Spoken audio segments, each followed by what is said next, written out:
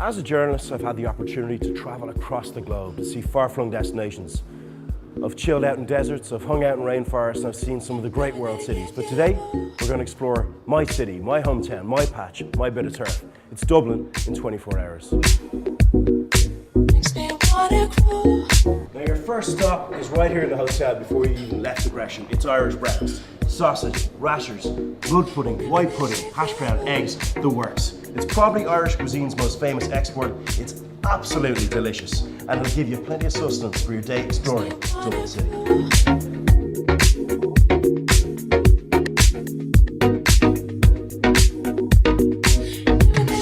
Now, my top tip on where to stay in Dublin City is the Gresham Hotel, located right in the heart of the action on O'Connell Street. It's a partner hotel with RIT, and this landmark building has stunning period features, including beautiful waterford chandeliers hanging from the ceilings above you. And if you want to splash a little bit of cash, the penthouse suites here are pretty spectacular, with views looking out over at both Dublin City and also the Dublin Mountains. It's the only hotel in the main street in Dublin. You've got other iconic buildings right beside us. You've got the GPO, which is across the street. You have the Cleary's department store, which is across from the GPO. So you have a lot of major buildings in the locality as well. And then we're smack bang in the city centre. The art was assembled in the early 60s. It was a government initiative to help struggling artists and promote Irish art. And we have quite a large collection, and everybody that has owned the hotel since the 60s have actually added to it. Over the latter couple of years before Rio took over, I collected the latter pieces, like you see the big paintings of Kevin Sharkey's and people like that. The first stop on your tour of Dublin in 24 hours is actually located just across the road from the Gresham, on the other side of O'Connell Street. It's the GPO Witness History Visitor Centre, which tells the story of contemporary Irish culture, and also won the Micheletti Award at the European Museum Awards recently, which rewards innovation in museums about contemporary culture. Let's go check it out.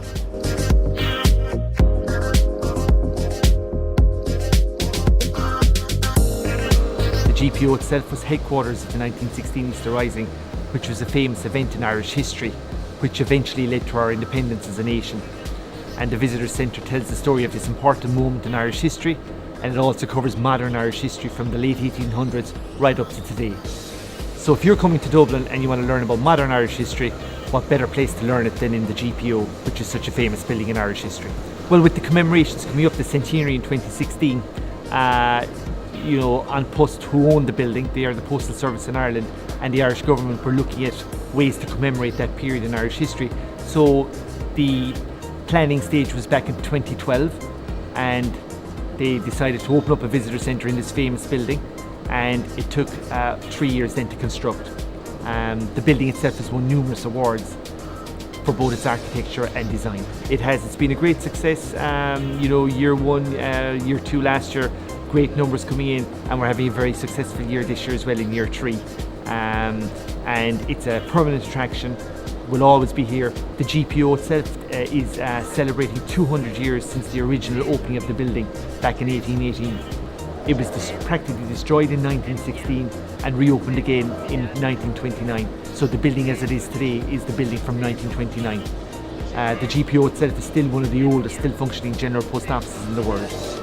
The visitor centre then, as I said, covers the history of modern Irish history. And then we have a centrepiece film which lasts 17 minutes long, which brings you inside the GPO and Dublin on the week of the Easter Rising. It's very spectacular, especially commissioned for the project.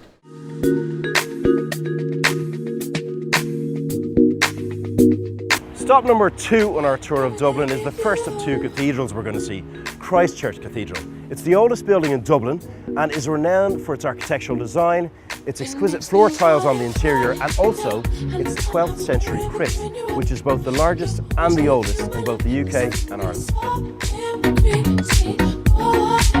This is one of the oldest working structures in Dublin. It's over 1,000 years old, so we have a huge amount of history here. This originally would have been a wooden structure, but as the Normans came over in 1169, the fabric of the cathedral changed. 250,000 visitors pass through our door each year. We've gone up by 36% in the last 3 years, so we're doing exceptionally well, as you can tell from our queues out the door here. But not only do we have great staff working here, but we have the Dean of Christ Church who would do regular services here. So what people like is that they can sit down, they can attend a service whilst also doing a guided tour. So it's a unique experience. We get visitors from all across the world, from Americans, Canadians, Norwegians. So it's quite a popular historical attraction.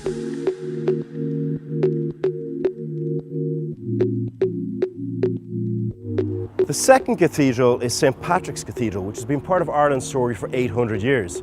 It's the national cathedral of the Church of Ireland and also Ireland's largest church. Jonathan Swift, the author of Gulliver's Travels, was also the dean here in the 1700s and is actually buried on site.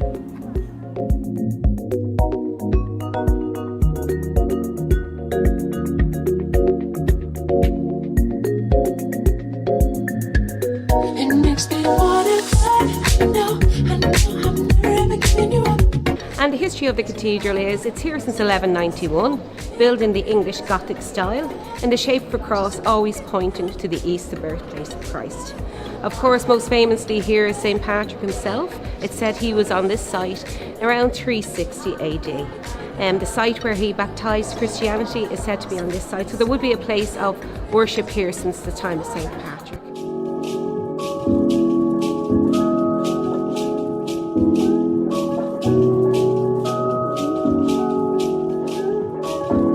In 1780, John Jameson threw open the doors of his distillery right here in Bow Street in Dublin 7. 200 years later, and it's still open for business. You can drop in for a variety of different experiences. A cocktail masterclass, a distillery tour, or you can actually draw your own whiskey straight from the cask.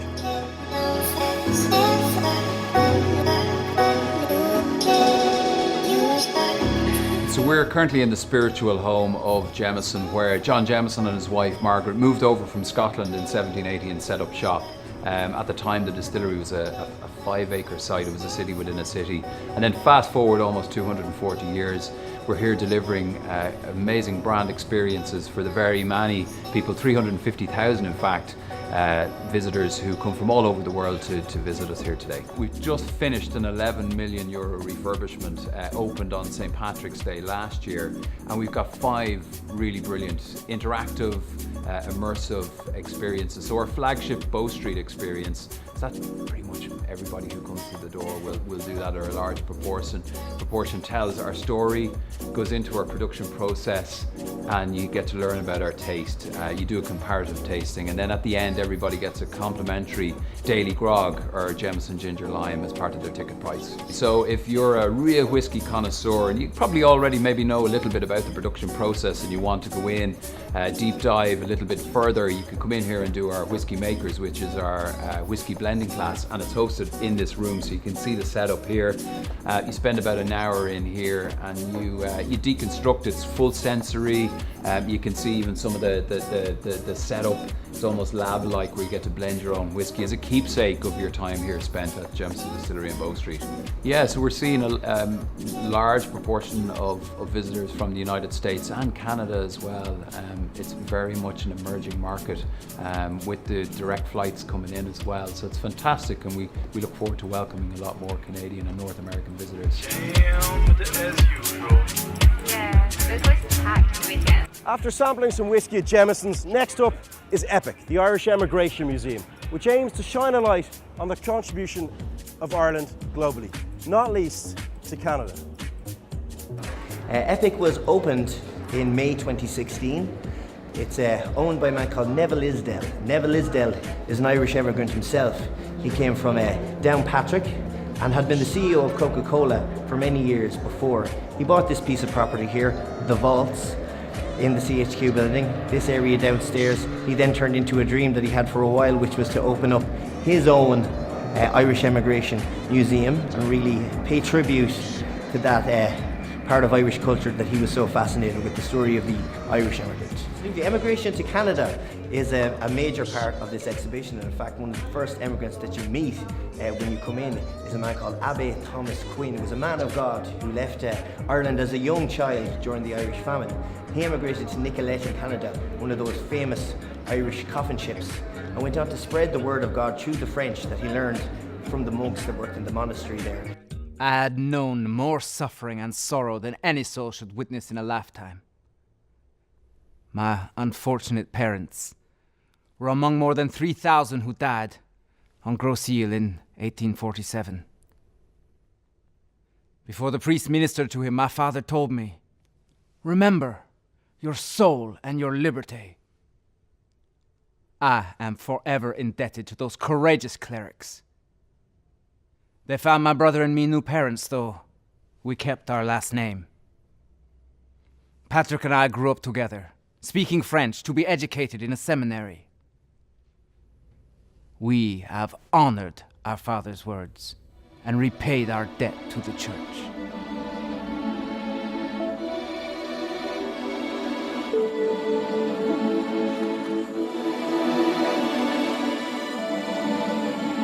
Now, after a long day of sightseeing, you're definitely going to have worked up a thirst, and I know just the place to quench it. Right beside Epic Ireland is Urban Brewing, which has a really cool interior in these vaults here inside. It also has a sunny terrace, it has an excellent menu, and most importantly, the pints are epic. Let's launch it. So we're about to celebrate our first year anniversary. That's going to happen 31st of August. And our concept actually is, so we're actually bringing together brewing and hospitality. So we actually have a microbrewery on site. And we actually have a restaurant and a tapa style bar. So we actually can accommodate up to 500 people, depending what they like. They can have either like a more lighter meal, or they can actually have a proper restaurant a la carte meal. At the moment you're actually drinking Epic, so actually Epic is our collaboration with the Epic Emigration Museum. So we actually the concept actually behind our brewery is that we do small batches, and when one beer is actually finished, it's probably gonna be finished forever.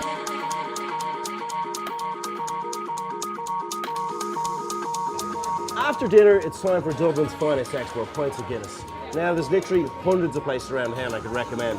One of my very favourites is the Oak. Why? It's got a beautiful interior, a mix of oak and also a bit of a New World twist. But most importantly for me, and probably for you as well, the pint of Guinness is excellent.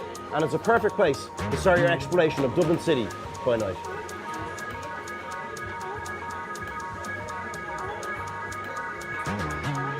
Roger.